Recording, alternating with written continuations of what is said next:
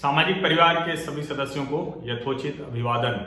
रात के 9:30 बज चुके हैं और मैं हर्षवर्धन त्रिपाठी हाजिर हूं आज का दृष्टिकोण लेकर। आज के दृष्टिकोण में भारतीय लोकतंत्र के मजबूत होने की भव्य इमारत बनने की खबर है।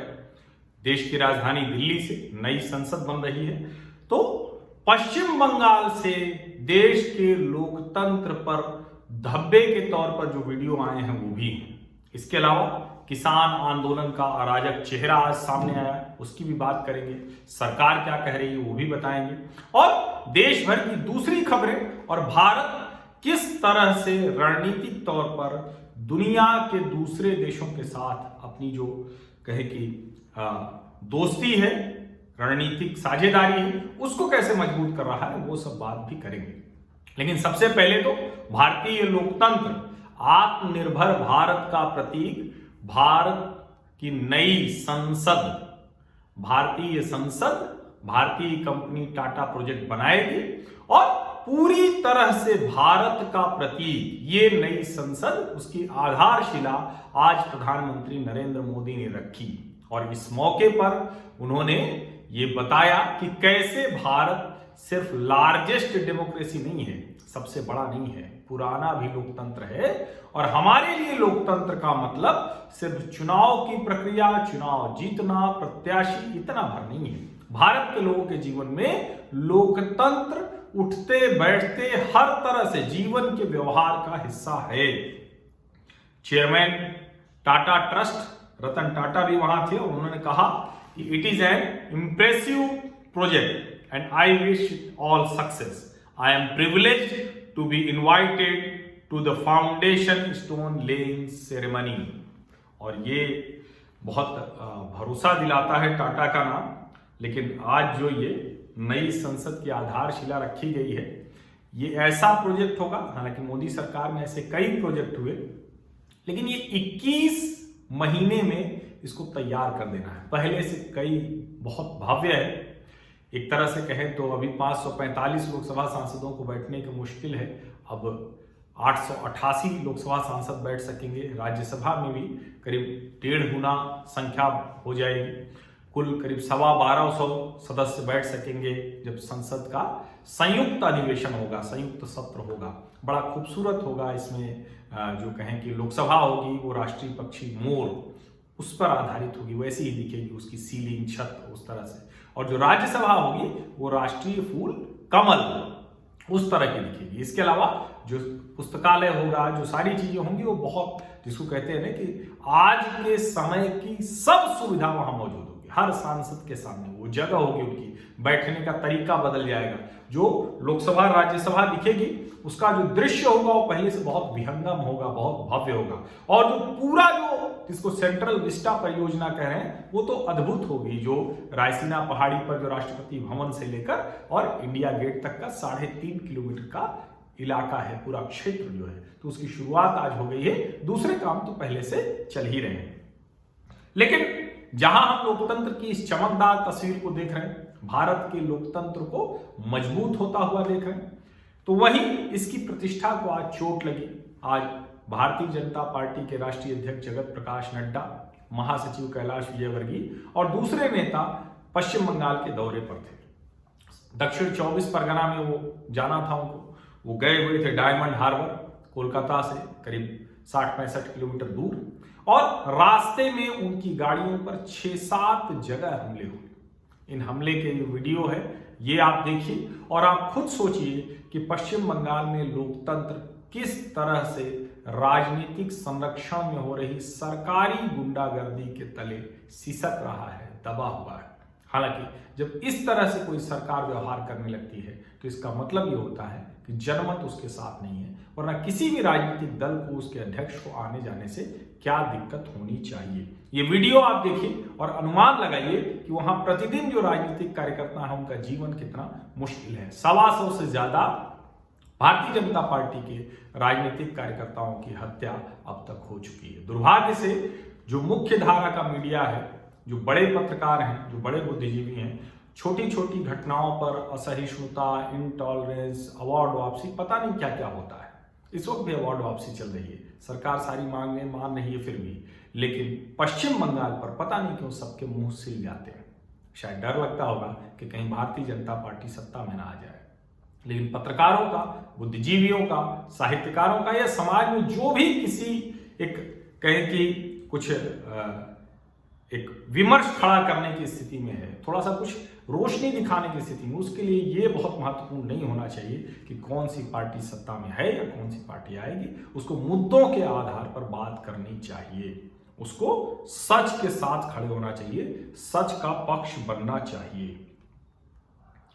अब इस पर रिपोर्ट मांगी गई है, क्या कुछ होगा ये आप देखिएगा, लेकिन कुल मिलाकर ये वीडियो जो है वो दिल दहलाने वाले हैं। लोकतंत्र को पूरी तरह से, जिसको हम कहते हैं कि वहां लोकतंत्र ध्वस्त हो रहा है, उसको खत्म करने की कोशिश हो रही है, तो बहुत अतिशयोक्ति नहीं होगी।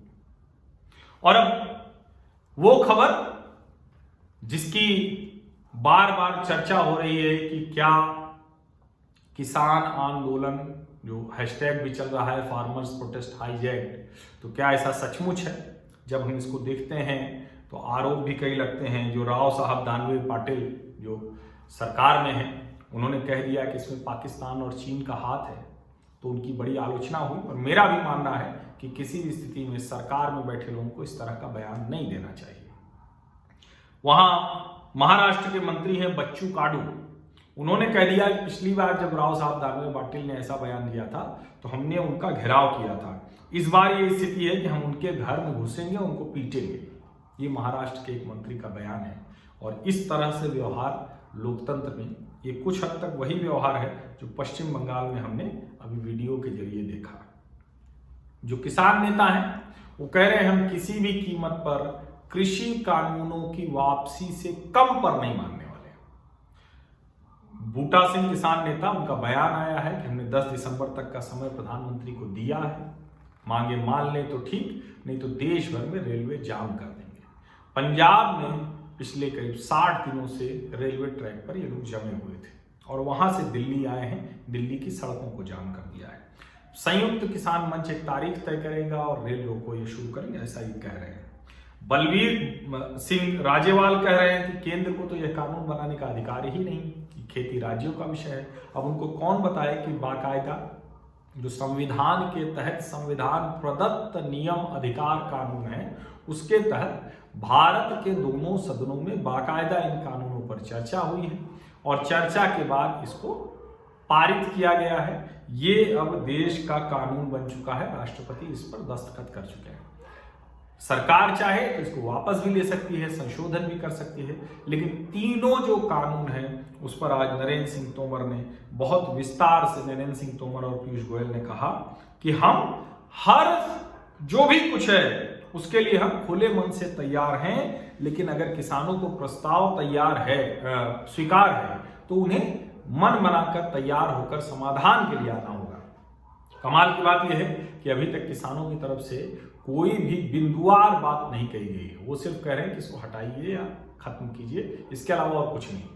और आज टिकरी बॉर्डर से जो तस्वीरें आई वो बड़ी निराशाजनक भी हैं, खतरनाक भी हैं। किसानों के आंदोलन में इस तरह से गौतम नौलखा, वरवर राव जैसे नक्सली, देश विरोधी, उमर खालिद जैसे दिल्ली दंगों के आरोपी, शर्जील इमाम जैसे जिनके जो कह रहे हैं कि जाम कर दो दिल्ली को, जो खालिद सैफी जैसे लोग, ऐसे लोगों को छुड़ाने की तस्वीरें जो आई हैं कि उनको छोड़ दो, ये इस आंदोलन के खतरनाक हो जाने का भी इशारा करता है और इसको कानून व्यवस्था के तहत ही देखा जाना चाहिए। ये इसलिए जरूरी है क्योंकि लोगों का जनजीवन तो अस्त व्यस्त है, ये तो एक बात है, उसको तो झेला जा सकता है। लोकतंत्र, प्रदर्शन, धरना, इसके नाम पर किसान के लिए तो इतना कोई भी झेल लेगा।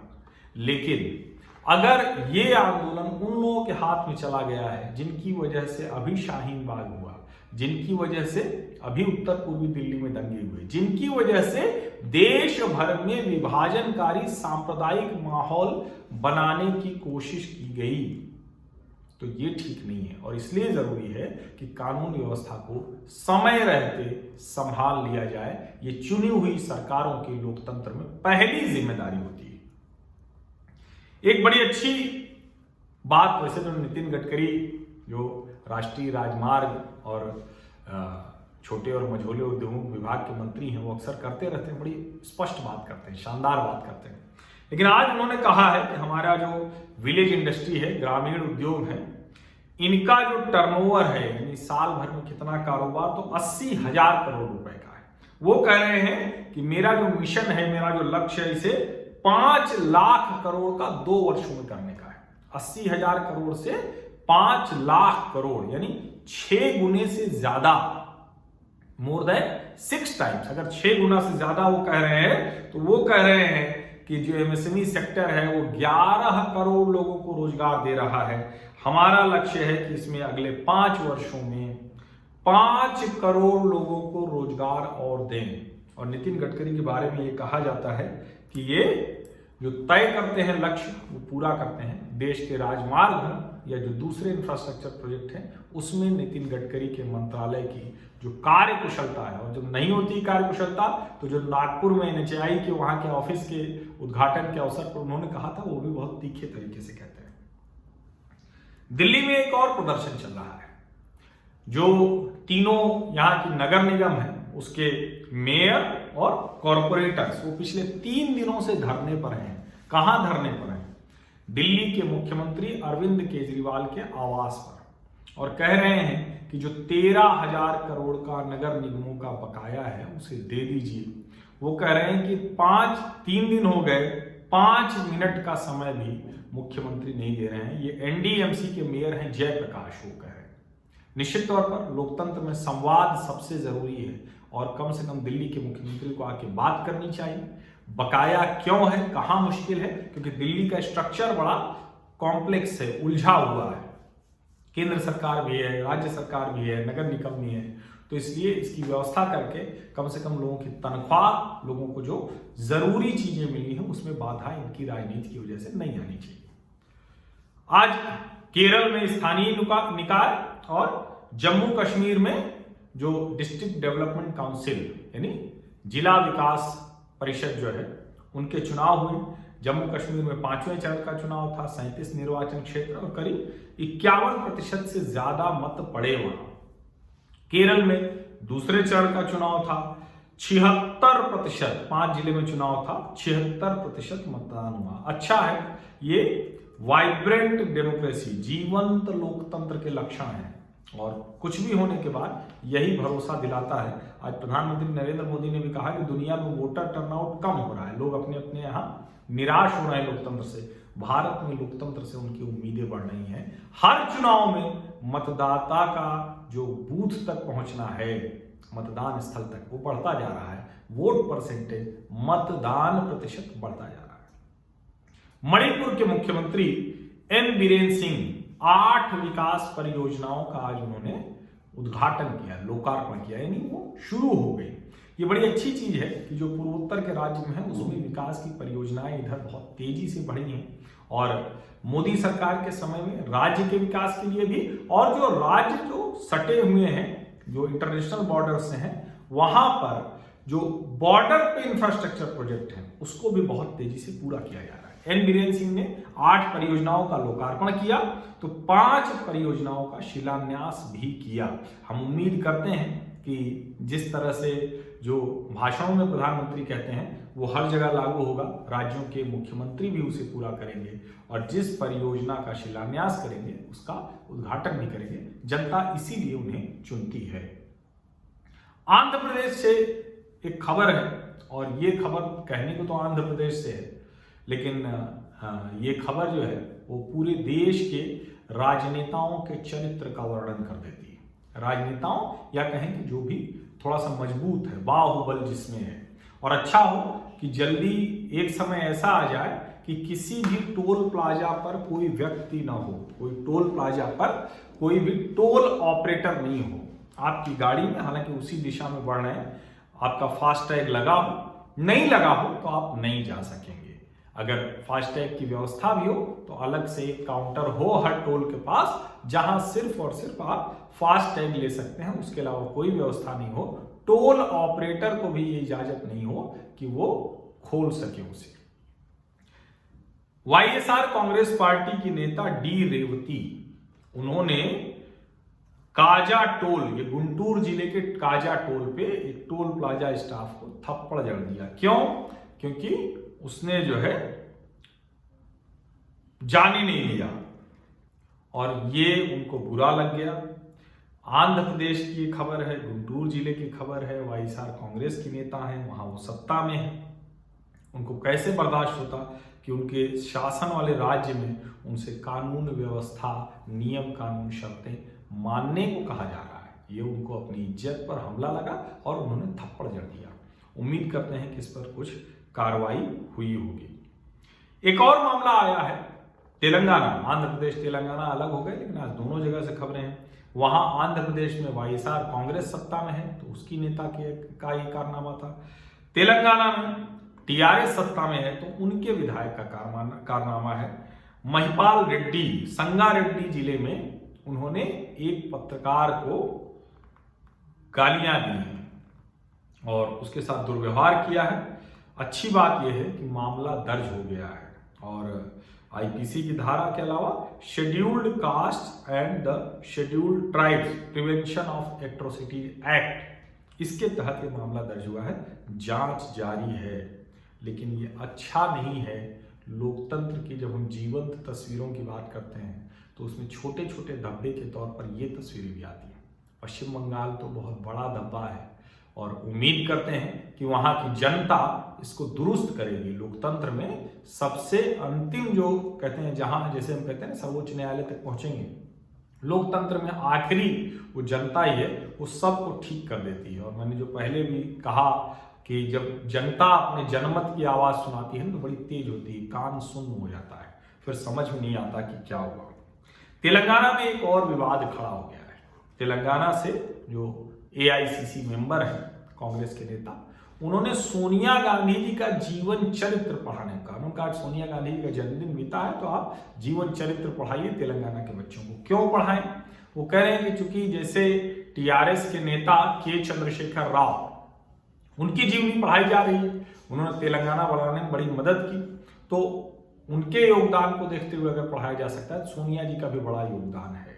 अब ये विवाद का विषय हो सकता है, लेकिन क्या सिर्फ इस नाते से बच्चों को किसी भी मंत्री, मुख्यमंत्री या नेता का जीवन चरित्र पढ़ाया जाना चाहिए? नायकों का जीवन चरित्र निश्चित तौर पर पढ़ाया जाना चाहिए, लेकिन मुख्यमंत्री का या इस तरह से कोई नेता है उसका जीवन चरित्र पढ़ाया जाना मुझे लगता है कि पाठ्यक्रम का हिस्सा नहीं होना चाहिए। हाँ, अगर आपको लगे तो किसी काम की वजह से किसी का जिक्र है तो जरूर उसको पाठ्यक्रम में डालिए। बेंगलुरु से खबर आई, कल विधानसभा में जो गौ रक्षा अधिनियम पारित हुआ तो वहां आज लोग बहुत खुश थे और गाय की पूजा कर रहे थे, भाजपा के नेता। लेकिन अच्छा होगा कि भाजपा के नेता और दूसरे लोग भी गायों का संरक्षण, उसका संवर्धन, उनकी किस्मों का विकास, जो दुग्ध उत्पादक हैं उनकी बेहतरी, इस सब की योजना नियमित तौर पर बनाएं। खुले में गाय न घूमे, खुले में जो पशु हैं वो न घूमे, और इसकी एक बड़ी योजना हर राज्य सरकार तैयार करे। ये किसानों के लिए संकट होता है, ये सबके लिए संकट होता है, और निश्चित तौर पर हर हाल में गौ संरक्षण तो होना ही होना चाहिए। आज गाय के दूध के अलावा जो दूसरे उत्पाद हैं उनकी भी अलग अलग तरह की चिकित्सकीय प्रमाणिकता वो दुनिया भर में ख्याति पा रही है और अब लोग उस तरफ जा रहे हैं। अच्छा होगा कि इस पर ठीक से नियम कायदे कानून बने, ये सिर्फ भावनात्मक मुद्दा भर न रह जाए। आज बेंगलुरु में एनआईए की स्पेशल कोर्ट ने आज 7 तारीख को ही सुना दिया था। आज ये खबर ही आई तो मुझे लगा कि आपको मैं बता दूं। 3 लोगों को फेक इंडियन करेंसी नोट यानी फर्जी नोट वो छापते थे, तस्कर थे, उनको पकड़ा गया था। कब? मार्च 2018 में पकड़ा गया था और उस वक्त उनके पास से 82,000 रुपए मिले थे। लेकिन अगर 82,000 मिले तो 8,20,000 भी बना सकते हैं, 82 लाख भी बना सकते हैं। इन तीनों लोगों को जेल भेज दिया गया है। ये दालिम मियां, अशोक महादेव कुम्हार और शाह शुक्रुद्दीन शेख। दालिम मियां, अशोक महादेव कुम्हार और शुक्रुद्दीन शेख, ये तीनों लोग हैं, इनको सजा सुनाई गई है। महाराष्ट्र में महिलाओं से लेकर बहुत बढ़िया कानून आया है, उसको विधानसभा में पेश किया जाएगा, पास कराया जाएगा। अगर किसी महिला का गलत चित्र सोशल मीडिया पर आपने डाला और वो सही पाई गई शिकायत, तो 2 वर्ष तक की सजा हो सकती है, जेल हो सकती है। लेकिन लगे हाथ हम आपको ये भी बता दें कि अगर किसी महिला ने इसका दुरुपयोग करने की कोशिश की और शिकायत सही नहीं पाई गई तो 1 वर्ष की जेल उस महिला को भी हो सकती है। आज मुंबई में जो एक शिवसेना के विधायक हैं प्रताप सरनाईक, जिनके यहाँ छापे पड़े थे, आज वो एनफोर्समेंट डायरेक्टरेट में पूछताछ के लिए गए, जो उनके घर पर छापे पड़े थे उसके संदर्भ में। आज मुंबई में एक और प्रदर्शन देखने को मिला, जो रजा एकेडमी है, रजा एकेडमी के अध्यक्ष हैं एम सईद नूरी। उन्होंने आज अपने साथियों के साथ चीनी दूतावास के सामने चीनी उइघर मुसलमानों पर हो रहे अत्याचार के खिलाफ प्रदर्शन किया। अच्छा है, मुझे लगता है कि हर मुसलमान को इन अत्याचारों के खिलाफ प्रदर्शन करना चाहिए, लेकिन सबसे ज्यादा जरूरी है कि वो आतंकवाद पर एक जो कहते हैं कि पाकिस्तान समर्थित आतंकवाद है, उसके खिलाफ लगातार आवाज उठाए। और पाकिस्तान और चीन, पाकिस्तान एक इस्लामिक मुल्क होते हुए भी चीन के उइघर मुसलमानों, चीन द्वारा किए जा रहे अत्याचार पर नहीं बोल रहा है, इस पर भी अवश्य बात करें।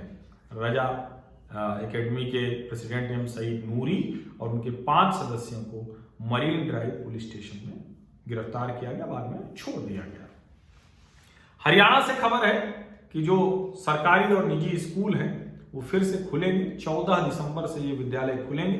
10वीं और 12वीं की कक्षाएं चलेंगी 3 घंटे प्रतिदिन, 10 बजे सुबह से 1 बजे दोपहर तक। जो चाइनीज वायरस के कोविड-19 के नॉर्म्स हैं वो शर्तें पूरी की जाएंगी और ये कक्षाएं 9वीं और 11वीं के लिए 21 दिसंबर तक चलेंगी। ये जो वहां का शिक्षा विभाग का निदेशालय है उसने बताया। दिल्ली में आज रक्षा मंत्री राजनाथ सिंह ने जो ASEAN defence ministers meeting ADMM plus, जो स्ट्रेटेजिक सिक्योरिटी विजन और दूसरी चीजें हैं, उस पर समझौते पर हस्ताक्षर किए और कहा कि इस पूरे क्षेत्र में हम आतंकवाद और दूसरी जो चुनौतियां हैं उससे निपटने में कामयाबी मिलेगी इस समझौते से। आज दिल्ली में जापान के chief of staff of air force general Izutsu Shunji वो आए हुए थे और उन्होंने भारतीय वायुसेना प्रमुख RKS भदौरिया के साथ कई रणनीतिक समझौतों पर हस्ताक्षर किए। चीन के साथ विवाद के संदर्भ में बेहद महत्वपूर्ण है। साउथ चाइना सी वहां बेहद महत्वपूर्ण है। भारत की जो सीमाएं, जो जल सीमा है उसके लिहाज से ये बेहद महत्वपूर्ण है और जो वायु सीमा है उसके लिहाज से भी महत्वपूर्ण है, क्योंकि ये समझौता भले एयरफोर्स का हो लेकिन जो जल सीमाएं हैं और उसमें जिस तरह से अतिक्रमण हो रहा है वो भी इस लिहाज से बहुत महत्वपूर्ण है, भले ही ये समझौता एयरफोर्स के जनरल्स के बीच में हुआ। DRDO ने जो कार्बाइन बनाई है वो सफलतापूर्वक जो सेना का जो ट्रायल था उसको पूरा कर लिया है, तो अब वो शामिल हो जाएगी। ये 5.56 × 30 mm की प्रोटेक्टिव कार्बाइन है और ये 7 दिसंबर को इसका ट्रायल पूरा हुआ। आज पूरी तरह से इसको कहा गया कि अब ये सेना का हिस्सा बन सकती है। भारतीय सेना तैयारी कर रही है कि चीन और पाकिस्तान दोनों से एक साथ अगर युद्ध की स्थिति बनी, नौबत आई, तो उसके लिए कैसे हम अपनी रणनीति बनाएं और उस लिहाज से अपना डिप्लॉयमेंट कर रही है। भारत और नेपाल के बीच रिश्ते प्रतिदिन सुधर रहे हैं। जो एयर बबल मैकेनिज्म है उसके तहत अब दिल्ली और काठमांडू के बीच प्रतिदिन की उड़ान शुरू होगी। एयर इंडिया और नेपाल की एयरलाइंस जो है वो दोनों उड़ान शुरू करेंगी। और चाइनीज वायरस के मामले में भी खबरें अच्छी हैं। 31,522 नए संक्रमण के मामले भारत में आए तो 37,725 लोग ठीक होकर चले गए और जो कुल मामले हैं वो 3,72,293 रह गए। तो ये बहुत अच्छा है। धीरे धीरे हम हर मोर्चे पर बेहतर हो रहे हैं और यही हमारी उम्मीद भी है। बहुत बहुत धन्यवाद आप सभी लोगों का इस दृष्टिकोण में हमारा साथ देने के लिए, हिस्सा बनने के लिए, इस खबरों और विश्लेषण के बुलेटिन के लिए। बहुत बहुत धन्यवाद। शुभ रात्रि।